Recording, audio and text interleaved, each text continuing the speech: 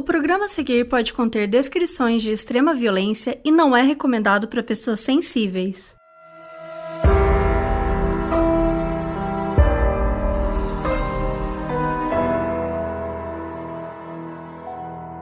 Oiê, eu sou a Mabê. E eu sou a Carol Moreira. E hoje vamos falar de um caso sul-coreano que começou nos anos 80, mas que só ano passado, 2019, ele teve uma resolução. A gente tá falando de uma série de assassinatos que aconteceu entre 86 e 91, lá na cidade de Haseon, na Coreia do Sul. Aliás, a gente quer aproveitar esse momento para dizer que nós não falamos coreano, então desculpem as pronúncias, a gente tá dando nosso melhor aqui.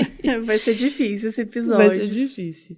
Então vamos lá. Ao menos 10 mulheres de diferentes idades foram estupradas e mortas pelo criminoso, mas a sua identidade permaneceu um mistério por mais de 30 anos, tomando conta do imaginário da Coreia do Sul e sendo considerado por muitos o maior serial killer do país. Mas vamos entender agora essa história cheia de pistas confusas, prisões injustas e equívocos policiais.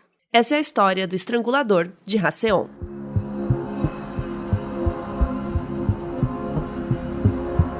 Gente, socorro! Eu tava bem linda andando no site da Cambly, né, passando assim, porque eu gosto de ler os perfis dos professores pra catar algum que tenha um gosto parecido com o meu, sabe? E do absoluto nada, eu vejo lá na bio de um Former Forensic Death Investigator. Não! Gente, pera. Pra quem não sabe, no Cambly você faz aula com os professores nativos em inglês na hora que você quer.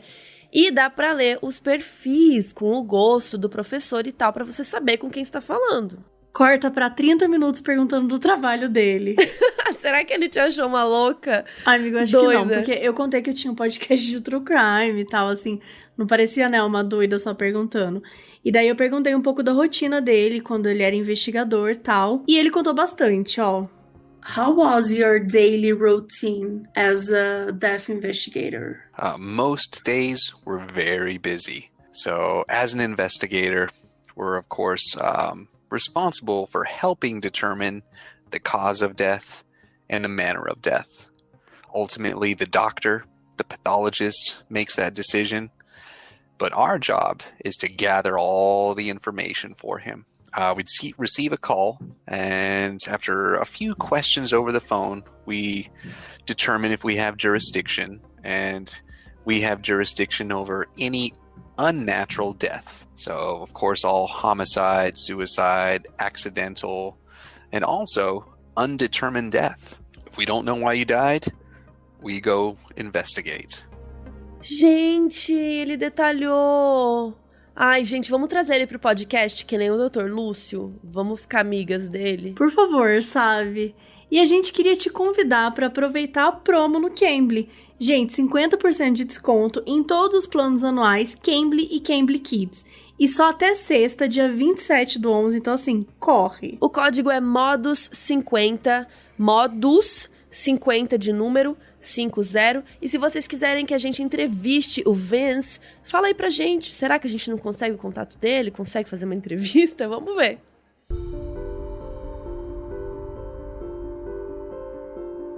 Tudo começou no dia 15 de setembro de 86, quando uma senhora de 71 anos foi morta por estrangulamento em um campo na cidade de Haseon, que fica na província de Gyeong. Nos meses seguintes, mais 3 mulheres foram encontradas mortas.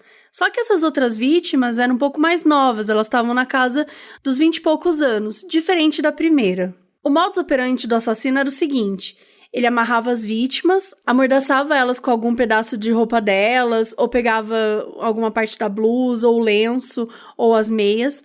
Depois ele estuprava e em seguida estrangulava. A maioria das mortes aconteceram em locais públicos ou ao ar livre. E foram encontrados resquícios de sêmen na maioria dos corpos, indicando, né, que tinha acontecido sim um abuso sexual. As vítimas eram sempre mulheres, só que a idade não parecia ser importante. A vítima mais nova foi uma pré-adolescente e a mais velha foi essa primeira que a gente comentou, que tinha 71 anos. Essa vítima idosa não tinha sinal de sêmen.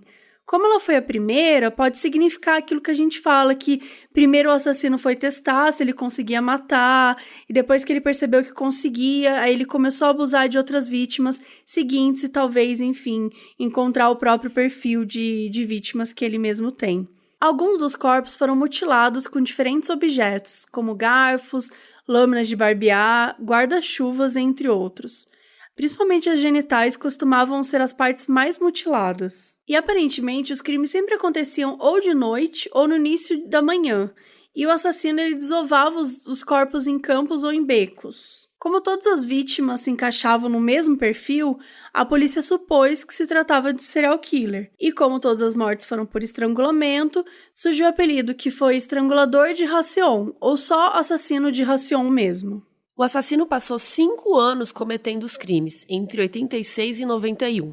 Ao todo, foram 10 mulheres mortas. O caso chamou muita atenção do país, sendo o primeiro serial killer da Coreia do Sul a ser bastante presente na mídia. Foi um caso que marcou muito a população de lá. Na época dos crimes, Haseon ainda era um município bem pequeno, rural e tal. Então, aquela presença dos policiais mobilizou a comunidade toda. Um relato de um morador de lá disse que a polícia abriu um posto inteiro só em Haseon para procurar esse assassino. Os policiais perguntavam todo mundo que eles viam andando ali à noite, porque esse era o horário que a maioria dos crimes tinha sido cometido.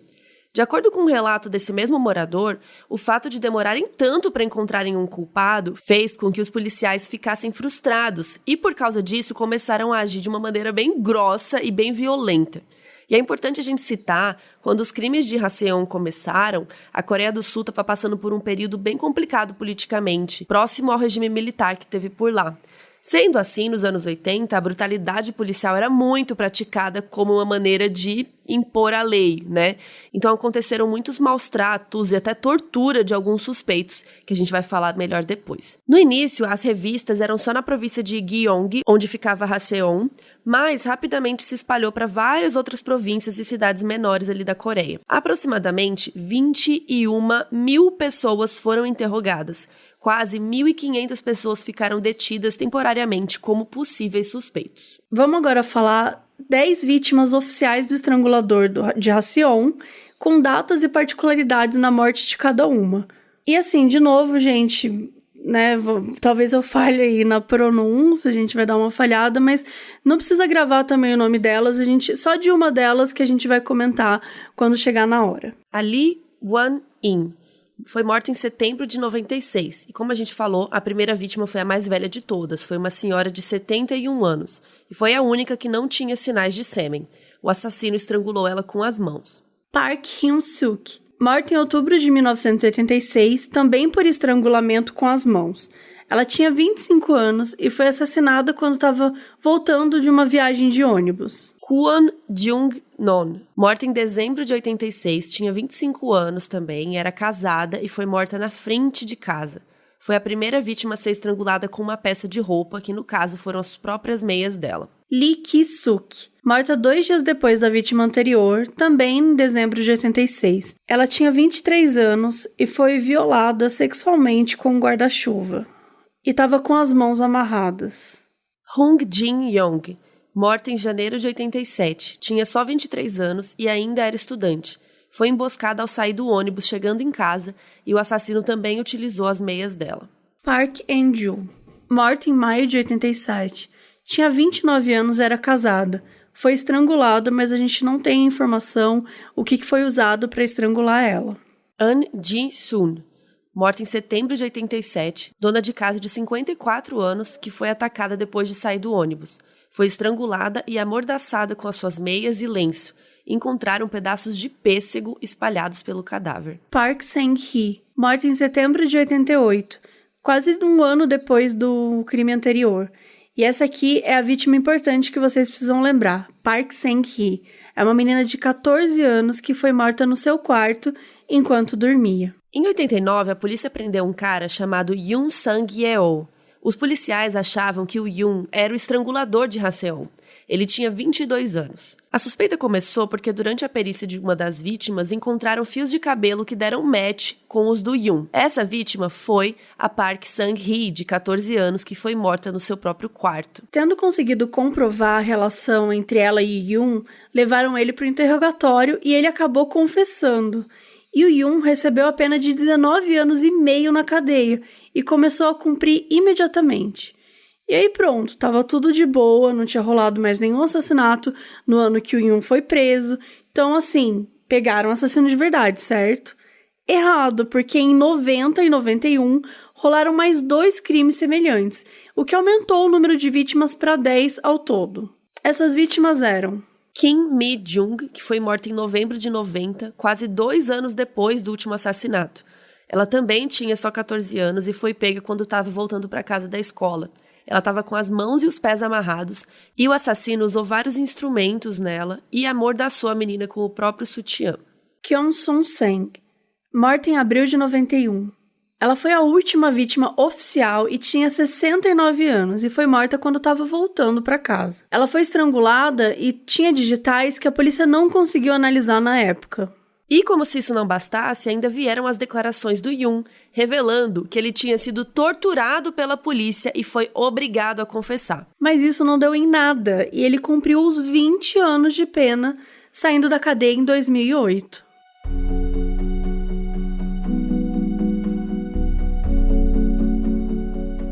Os anos se passaram e o caso continuou marcando o país.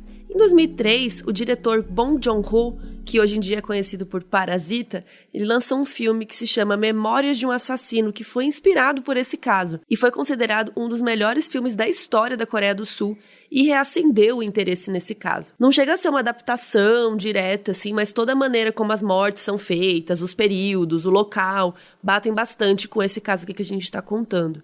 Tem algumas coisas diferentes do caso real, até porque o filme adiciona umas coisas específicas no modus operandi dele que não aconteceram na vida real, mas fica a recomendação. O Bong Joon-ho é mara. Ele é perfeito. E aí tá aí um nome que a gente sabe falar, né? É, porque foi repetido bastante. É. E o criminoso, ele também passou a ser chamado de Zodíaco coreano, porque assim como o assassino do Zodíaco, que a gente já trouxe episódio aqui, então se você ainda não ouviu, fica aí o convite para você voltar aos episódios e ouvir, para entender um pouco mais a história, e assim como ele, passou décadas sem ninguém descobrir a sua verdadeira identidade. Finalmente, em 2019, com os avanços no DNA, né, de novo o DNA aparecendo aí mais uma vez, com esses avanços da tecnologia, os policiais conseguiram descobrir a verdadeira identidade do estrangulador de Haseon. Conseguiram encontrar vestígios do DNA de um cara chamado Lee Chun-tae, que combinava com o de pelo menos 4 vítimas. Esse cara tinha 56 anos e já estava cumprindo pena na prisão por outro motivo que não tinha nada a ver com esse. Mas vamos agora voltar no tempo para a gente entender a vida desse cara, do Lee, e como ele chegou até aqui.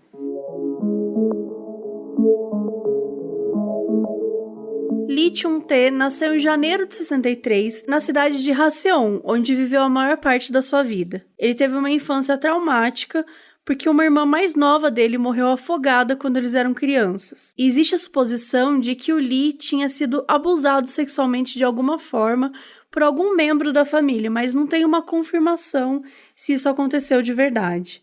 Lá para 83, mais ou menos, quando ele já tinha 20 anos, o Lee entrou para o exército coreano, como parte do serviço militar obrigatório.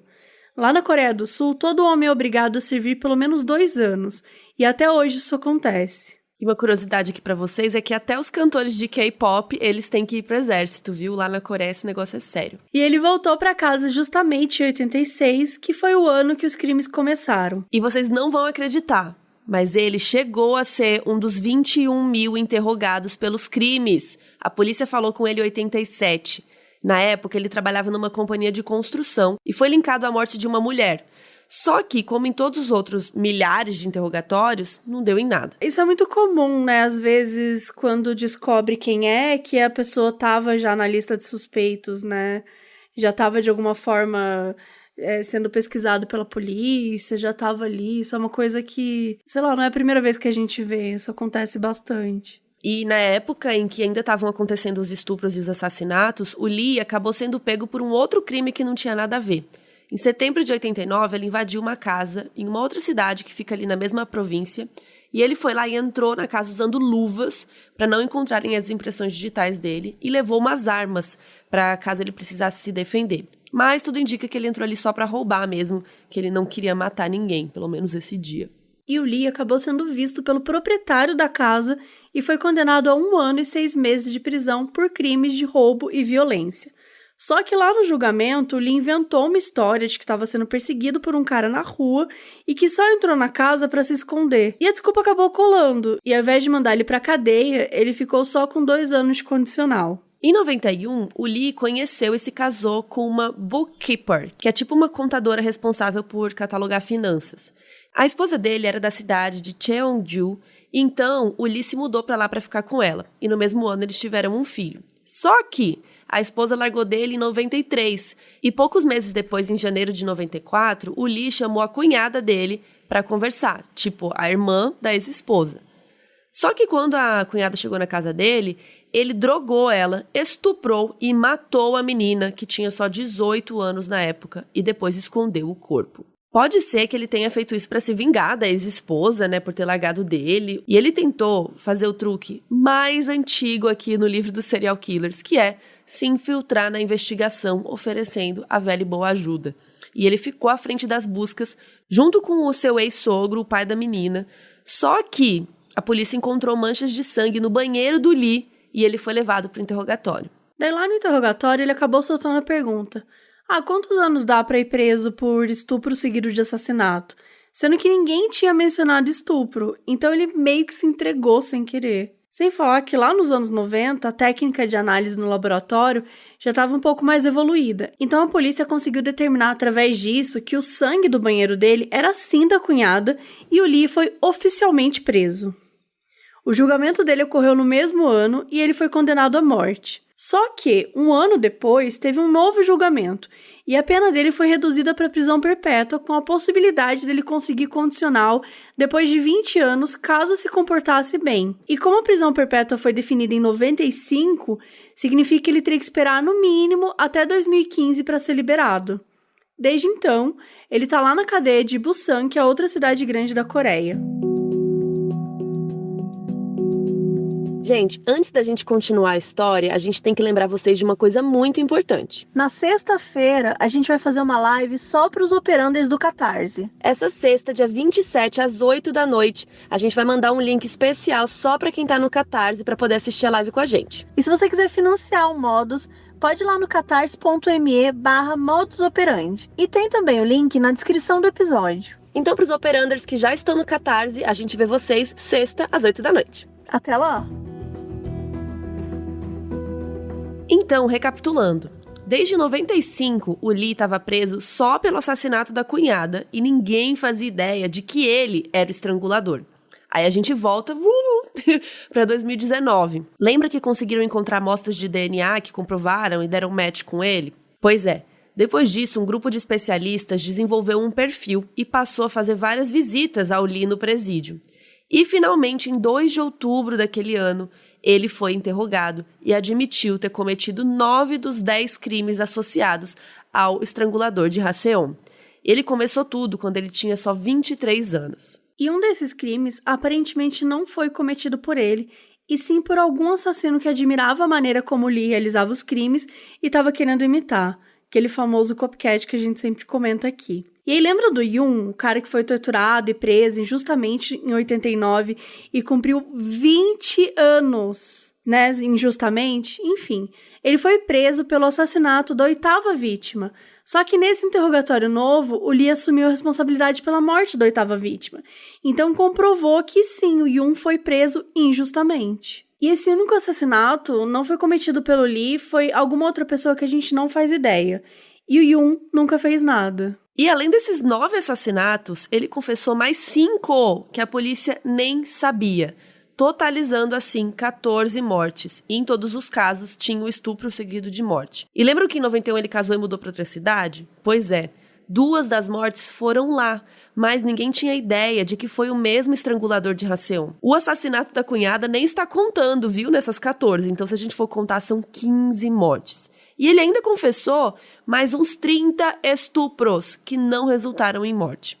E desses mais de 30 estupros que ele admitiu, a polícia só conseguiu encontrar evidências de 9, incluindo uma garota de 8 anos. O Lee acabou cooperando enquanto ele confessava os crimes, comentando bastante, dando informações, inclusive desenhando num papel as localizações de onde ele tinha matado cada vítima, e explicando o padrão que ele seguia para decidir onde que ele ia. Só que ele não pôde ser acusado dos estupros e das mortes porque os casos prescreveram em 2006. E o que é prescrever? Significa que, pelas leis da Coreia do Sul, um criminoso só pode ser preso até 15 anos depois do crime. Se nesses 15 anos ele não foi detectado, então o crime perde a validade, por assim dizer. Então ele não pode mais ser condenado por isso. E como o último assassinato do estrangulador foi em 91, ele tinha até 2006 para ser pego. Mas aí teve esses 15 anos e os crimes dele prescreveram. O Lee ainda tá preso pelo assassinato da cunhada, que foi julgado lá na época e tal, mas as outras 14 mortes cometidas por ele não podem mais ser julgadas e ele não pode ter sua pena aumentada por isso. O Lee sempre foi um prisioneiro modelo na prisão de Busan e ele até poderia ser aprovado para liberdade condicional, porque ele já estava preso há um tempo. Mas é claro que com as confissões desses outros crimes, mesmo ele não podendo pegar mais pena, provavelmente ele não vai pegar a liberdade condicional. Nenhum membro da família deu entrevista falando dele, nem nada, mas várias pessoas de Haseon que conheciam ele falaram que ele sempre foi uma pessoa super educada, super boa e que ficaram chocados ao descobrir que ele era o serial killer. Em entrevista para a CNN, um dos policiais envolvidos contou que mesmo com um crime já prescrito, a polícia continuou a caçar o assassino por tratar de um caso que marcava muito a Coreia. E ele falou o seguinte, abre aspas, as vítimas e suas famílias têm demandado muito isso. Não importa quanto tempo passou, descobrir o que realmente aconteceu é a razão pelo qual a polícia existe. Fecha aspas. A polícia falou em um anúncio que todas as declarações e informações dadas pelo Lee eram provavelmente verdadeiras, mas que ainda tinha que resolver alguns buracos nas memórias dele, já que fazia muito tempo e algumas datas e locais precisavam ser verificadas. O chefe da polícia também disse isso sobre o Lee, que as tendências psicopáticas dele eram evidentes, pois ele era incapaz de sentir empatia pela dor e sofrimento das vítimas e continuamente exibia os seus crimes. Quando rolou tudo isso, acabou pegando super mal para a polícia, porque mostrou como eles foram incompetentes nesse caso. E isso gerou uma repercussão negativa na mídia e no público. Então pensa só, eles estavam com as amostras de DNA do Lee fazia décadas. Em 94, conseguiram comprovar o sangue da cunhada no banheiro dele, mas não conseguiram dar o match do DNA dele com as calcinhas das vítimas. Ele foi interrogado e liberado sem grandes problemas, o que faz questionar sobre como esses mais de 20 mil suspeitos todos foram soltos. Talvez eles foram interrogados de forma bem rasa. Além disso tudo, teve 5 assassinatos que a polícia nem sabia que tinham acontecido. E assim, tudo bem que 2 foram em outra cidade, mas 3 deles foram em Haseon e eles não associaram. E por último, e o mais grave, um homem foi torturado e preso injustamente, o Yun, que cumpriu 20 anos de pena. E tudo isso por culpa da pressão policial, que fez uma grande tortura para ele poder confessar. Repórteres da agência de notícias Agence France Presse conversaram com policiais que admitiram, em off, que a confissão do Yun foi sim por culpa da brutalidade policial e por conta de uma tortura física e psicológica. E a AFP, que é a sigla dessa agência, também noticiou que 4 outros homens foram vítimas da mesma tortura policial nos anos 90 e acabaram cometendo suicídio. E o Yun foi o único que resistiu e acabou confessando. Tanto que a polícia teve que fazer um pronunciamento de desculpas oficial pela incompetência e por ter condenado um homem inocente. O comissário-geral da Agência Nacional de Polícia da Coreia fez a seguinte declaração, abre aspas, em nome da polícia, peço desculpas profundamente. Faremos as pazes com ele e levaremos todas as medidas necessárias para ajudá-lo a superar seu ressentimento. Cara, como que você supera um ressentimento? Tipo, ficou 20 anos preso. E os 4 caras que se mataram? Muito chocante e triste isso. Nossa, muito chocante.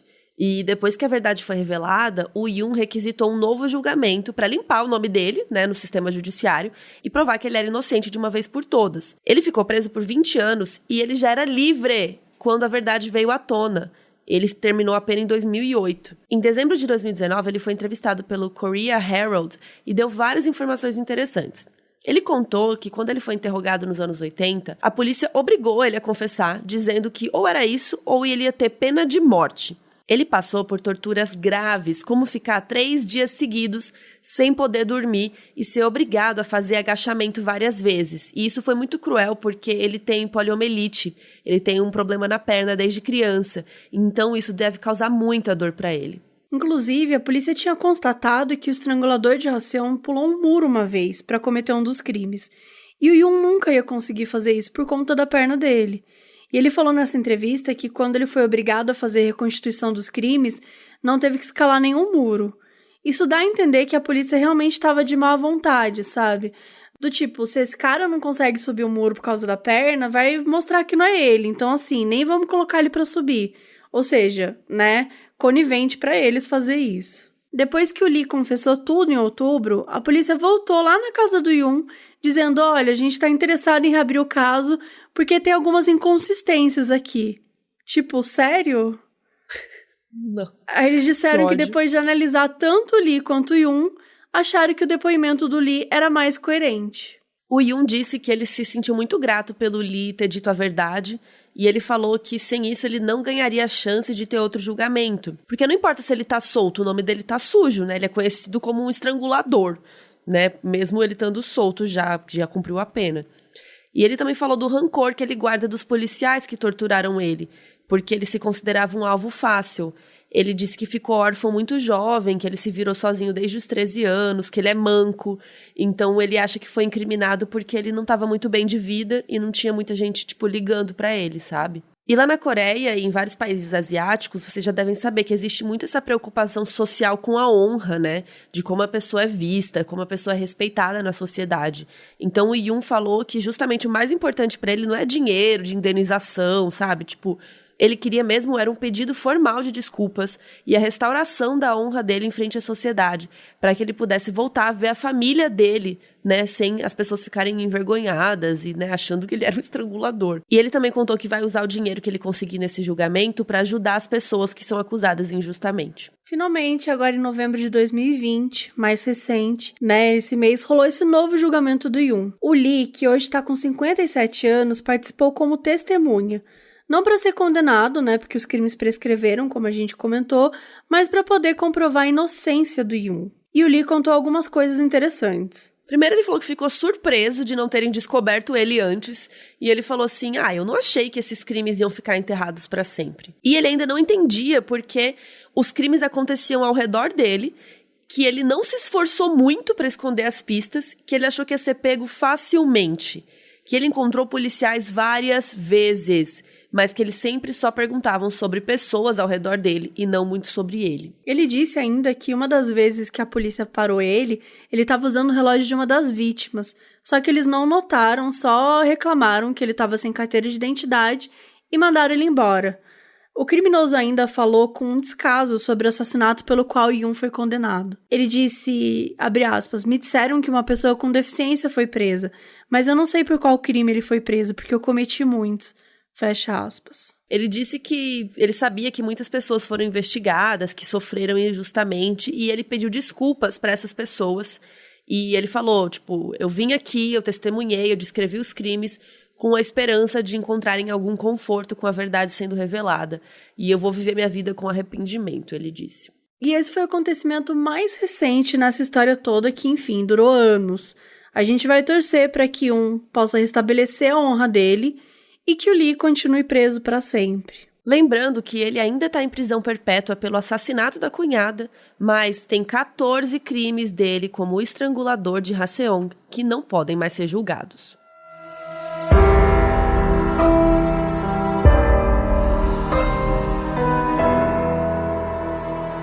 Esse episódio foi pedido por Tássia Datz, escrito por Luiz Leite e apresentado por Mabel Bonafé e Carol Moreira.